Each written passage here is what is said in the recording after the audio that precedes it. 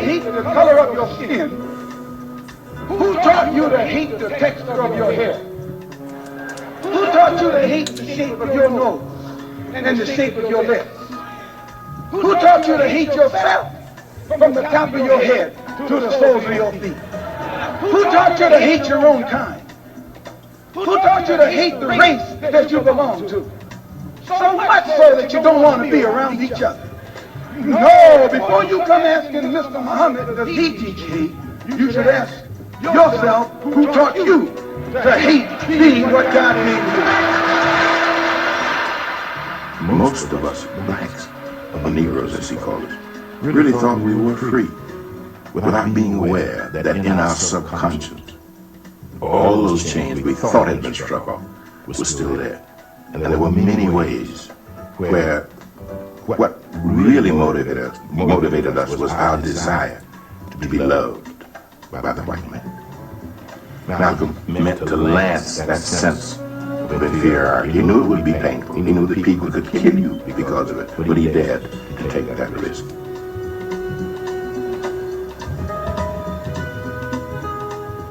He was saying something over and above that of any other leader of that day, while the other leaders were begging for entry into the house of their oppressor. He was telling you to build your own house. Build your own house. I think I'm having some configuration problems. So hopefully everybody can hear me, because I see the things going up and down. I should have tested this. Welcome to the Thursday edition of the No PC Show. What's up, Brother Dorian? I just wanted to take a minute out of what we normally do and just have a frank discussion with our young people. I'm going to share something today. The area where I have my store at, a young man came in. Hold on, I'm going to get this on the screen for us in a second. I should have already had this done. I apologize. A 16-year-old boy. Yep, it was on the screen. Let's say okay again. I guess it does not want to show up. Hold on. I think I know what it did. There it is there. Apologize for the technical difficulties. A 16-year-old boy went into the store across the street, the Arab store. Went across the street into a store and started shooting at two other people, who in return started shooting back at the 16-year-old. I'm not sure the age of the other two.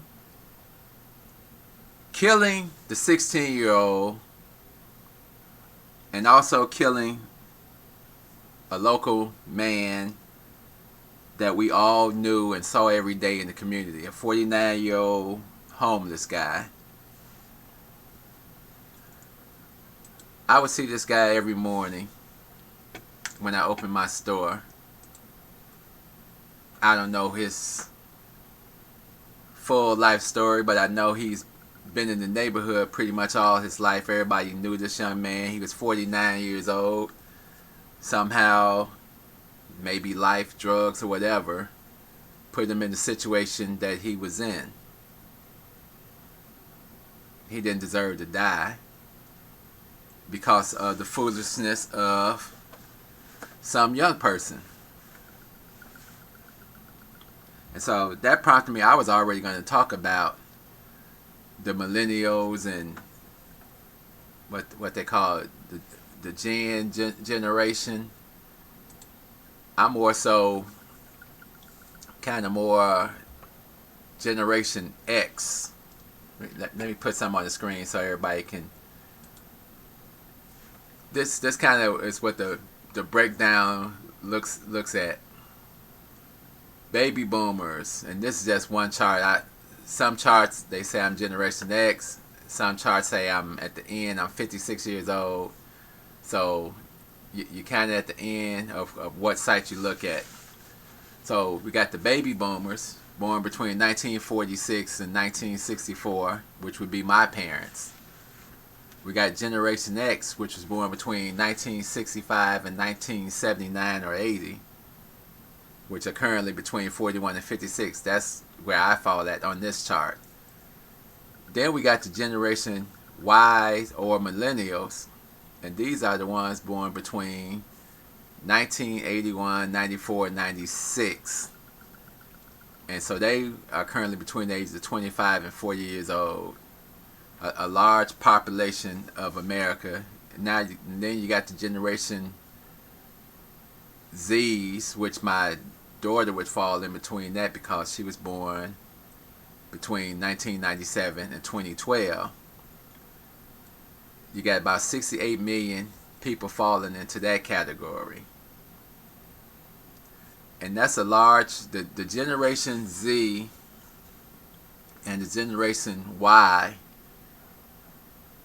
are the ones that most of this is going to be directed to tonight. Because I'm noticing the trend and the mindset that's it's actually disturbing to me, because you guys don't listen. You're too busy being disrespectful, too busy knowing it all. There was a comparison done by AARP about the civil rights movement and what's going on in the world today. And we're not saying that you guys don't have a right to be upset and want to change the system and want to buck the system. Just like those young people back in the 50s and 60s. One of the things was, did everybody want to be a part of it, or was it something just exciting to do? So that was an attraction to a lot of the youth. I want to be a part of this. I want to be a part of something. I don't want to go with the status quo of the past 100 years. They suffered through the Jim Crow era and everything. A lot of you all suffered through the benefits era, where we, Generation X, benefited from baby boomers and the activities that they did. And we, instead of passing on the suffrage of the situation, we passed on the benefits without any foundation. Then we spoke up of how great this integration is going to be. And like there's an opportunity. I play a clip from Maya Angelou. Let me see if I still have it here. And it's called Somebody Dropped the Ball. If I can find it real quick. I'm sorry. I should have had all this done. Let me share this with you real quick. Does it bother you that a lot of young black people today have no idea what that was like? Somebody dropped the ball. You see, a generation of people thought, well, I'm going to send my kids to Bryn Mawr and Brown and to James and to Mason, and I'll send them to Princeton and Smith, Mount Holyoke. I'll send them to Yale and Harvard, and everything will be all right. And so I don't have to tell them about how awful it was in the 30s and 40s and even 50s. They don't have to know that. Wrong. It is very clear. He, she, who does not learn from his, her history is doomed to repeat it, and repeat it and repeat it ad nauseum. Is that what we're doing now? Absolutely. Absolutely. So we find ourselves in this paradigm right now of fighting without unity. There's power in unity. I heard some Gen Zs when this whole riot thing was going on, and one had the nerve to say, well, the old people need to die so we can take over. I said, take over and do what? You don't even have yourself together. You still living at home with your mama or girlfriend. Why would I want a person like you that has no plan for your people or any ideas or plans for a black community to be in charge of anything? No, no thank you. No thank you. And this is the attitude I see a lot of. Great ideas with no foundation, no financial support, no unity among ourselves, but we so quick to try to unify with this group and they cause, and this group and they cause, and this group and they cause. I told my daughter, I don't care about none of these other groups, because the line for us has been sitting out here for so long. And I don't want to jump through hoops and all this other stuff that we go through to try to get somewhere in this world. My uncle used to tell us, listen and learn. It's hard to talk to millennials because they ain't trying to listen and learn. Generation-wise, they ain't not trying to listen and learn. They know everything. I think that's what's different with my generation. We did try to listen and learn. I had an example. Young lady called the store. I'm trying to talk, but it was so much of her trying to talk over me, not understanding what I'm trying to say to her. And I said, well, I'm just trying to give you all the information, young lady. I want you to make an informed decision on what we're talking about. Well, I don't really need to be informed on all that. I just need this, this, and this. No, that's crazy. You need to have all the information so you can make the best decision.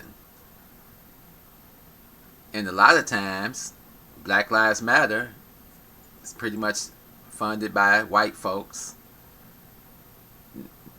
Pretty much not too much different than NAACP was founded with white folks.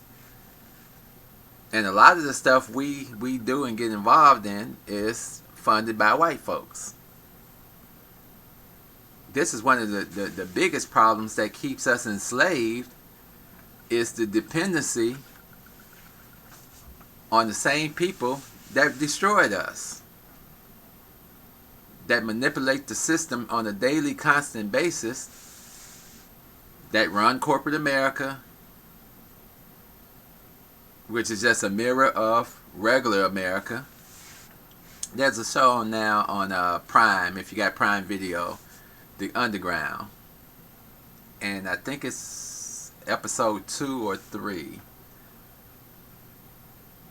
I don't want to spoil it for everybody, but there's a situation where the black people in a certain town have found themselves really being entrusting of the white people that are teaching them to read and socializing them and all that. And then they find out the true purpose of what is going on behind the scenes, of they're not really helping us. They are really trying to destroy us. And we're not saying all white people are bad and trying to destroy us or anything like that. I'm saying sometimes it's a necessity for us to find unity before we can try to unify with anybody else, before we can believe in anybody else, before we can put trust in anybody else. We got to find that within ourselves. And that was taken from us the moment they picked us up off the shore, they taught us the distrust of each other. They separated us by age, color, race, gender. Dorian says, I am a Generation B, but I different from the typical Generation Z person. It's just a mindset out here, Dorian. I dig that you at least listen, and then you make smart commentations, and you got a whole lifetime of sitting around people, listening to what they say, but comprehending what they're saying and the way that they're saying it, and the way that you can take it and use it. And that's all we're saying.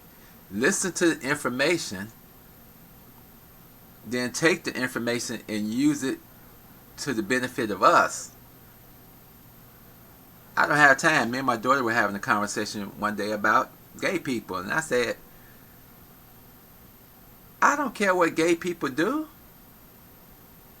We started house music in Chicago. It was a gay scene. We loved the music. We had to beg to get into some of the gay parties. We danced around, whatever. You just tell the dude, hey, I ain't down with that. I just here for the music player. You know, do your thing. Enjoy yourself. So there's no knocking of gays that I see personally. Now, you may see it in other factions of America, other factions of white America. You may even see it in church. There's a show that comes on called Pose. Me and my wife watched it. It's actually based on an old documentary called Paris is Burning. And it's about the gay culture and the house scene of that time, of the early 70s, 80s, and that culture. I find the storyline very interesting. But you know what I don't allow? I don't allow the gay rights to overrule my black rights. Even if you're gay and black, I still want you to support black people getting their fair share first.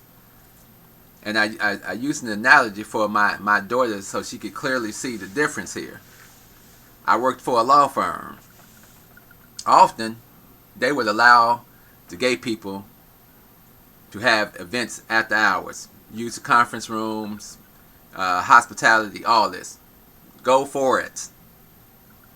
I said, do you think they would allow me to have a black event like that? That they would support that and honor that? No, they wouldn't. So there's your difference right there. The agenda of the gay people, I will not support, because I'm supporting the agenda of the black people. We get all this Asian hate and everything now. Most of the black people I know love the Asian culture. We were all into karate and stuff as young people. Shopping in Chinatown, all this. Most of that stuff that's going on now, I guarantee you it's not black people. But, as horrible as that is, I'm just not going to put it ahead of black issues. We got to be the most concerned people for other people on this planet. And we can't even get it together with our young people. I can't find a bridge to talk to young people because they too busy like, you old. This is a new generation. We want to do it this way. This is going to bring some change. And some of them are actually convinced this is going to bring some change. Racism hasn't changed in America in 400 years. But you marching in the street is a change. The only change that has happened is, can we have a conversation? Because they still ain't addressed the HR 40 bill. They're just sitting out there, and they passed the Asian bill within a few months. An Asian hate bill Within a few months, boom, it's out there. Gay rights in the last 10 years, boom, we addressed it. But why would we address you niggas? Y'all Americans now. This is what you all screaming. You got your flags out and you're celebrating the 4th of July and you don't celebrate Juneteenth. What we doing? I don't do 4th of July. For what? I got flags all in my shop, and people ask me about it. I said, it's called identity crisis. Because we don't get it. I'm not concerned with white folks as much as I am concerned with black folks and what we trying to do. And how do we link up? We got some black folks over here doing some positive stuff. We got some black folks over here doing some positive stuff. We got some black folks over here doing some positive stuff. But it's not collective. And when you look at the successful people in America, it's a collective process that happens. I don't want to spend a whole lot of time arguing with young folks or old folks or the in-between folks. I want to speak my piece and be heard, and I want them to speak their piece and be heard, and then we got to find a way to agree, yet disagree, but yet move forward. So that's just kind of where I'm at with it. That's where I've always been at it. And there's older folks that come into my shop, and I listen to them, and then I express my view, and then and some of the things they say, they'll be like, well, you need to talk to this person, and I'll be like, no, try talking to those people. Well, try again, try it again, or try it again. I tried it again. Talking to the enemy just leaves you frustrated. And I'm talking about the black people that are enemies within, the gatekeepers of our community. We did a show on that a while back. You can look it up. The gatekeepers are the black people in the black community that help the other people keep us away from all the benefits and things that we should get.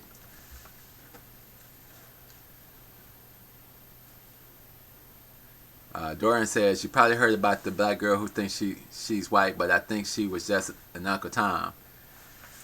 Dorian, I got news for you. There's a lot of black people that think they white. There's a lot of black people that were raised in white environments. Maybe they were adopted. Maybe they were fortunate enough to be brought up in an environment. My daughter often would tell us, I'm too white for the black kids and I'm too black for the white kids. And I would tell her, great, now you have an opportunity to be an individual. Because now you're not bound to here or here. You can be who you really are. And that's the important thing that we have to teach each other, to be who you really are. Because if you get to the point with your people, I'm frustrated and disgust at all types of behaviors, like this 16-year-old boy who got this man killed that I would see every day outside of my shop, that would come by and ask for a couple of dollars to clean up or anything like that. But the bad behavior, I'm waiting on the plan from the Black Lives Matter. Like I told the older people, I'm not marching anywhere. You all marched. So if you all marched, what was supposed to be the outcome of those marches, and did that move us anywhere? I mean, I appreciate everything, every sacrifice. I would never disrespect the elder. They were there with Dr. King and such like that. I said, but to argue and debate, I always tell my daughter, debate intelligently. Because both people have to be able to say their point, and then you have to be able to say, I see what you're talking about. And I got a lady, Miss Martha, she comes to my shop every day. We have these discussions. She was in the civil rights movement and all that, so I respect her on that part. She admits, okay, we made some mistakes. I admit that, okay, sometimes maybe I'm a little more radical and a little less cordial with people once I've deemed you to be a gatekeeper to the community. I just don't really care for gatekeepers. That's like, I did a poem years ago called Brothers by the Boat. And it talks about the individuals within the black community that help and assist and go along with the BS that keeps us enslaved and in prison, mentally, physically, educationally, and, you know, work-wise. How do you break the chains of colonialism and Americanism, where King used to say, we wanted a blank check, and the check you wrote is bad, so now we coming to D.C. to get that check. That's the one thing we can come together with the young people and say, it's about the check now. It's about reparations now. We ain't got time to hear no more of that talk. And we need our politicians to start shutting down the government, like all these other idiots get out here and shut down the government, and say, we're not voting on nothing. We're not participating in anything. I'm not saying pledge allegiance to no flag until we get what we're supposed to have. Well, what does that look like? Well, it looks like a lot of things, and you're not going to like the way the list looks. It definitely looks like free education. Definitely looks like loan forgiveness. Definitely looks like money for businesses, startup businesses, as long as we need it. Don't cry about the time limit.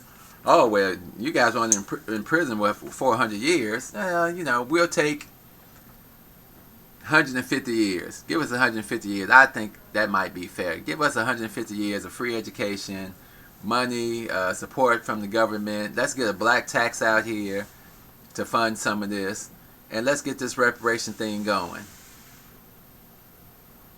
That's my thought. I don't know what the young people thoughts are. I hope their thoughts not, let us integrate with your company. Let us continue to help build your company. Let us help to continue to build your legacy. Because that's not where I'm at. That's not what I'm thinking about.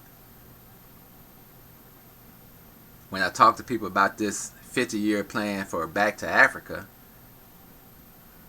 first people were looking at it a little crazy. Then people started saying, maybe not me.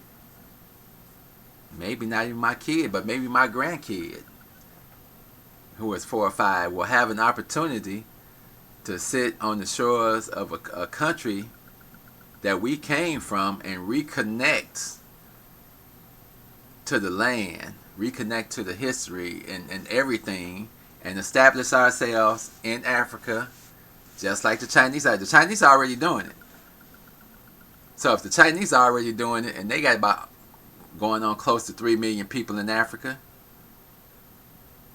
when we gonna jump on that bandwagon? So imagine 50 years from now with the Chinese already being there. 50 years from now, Africa gonna be China number 2.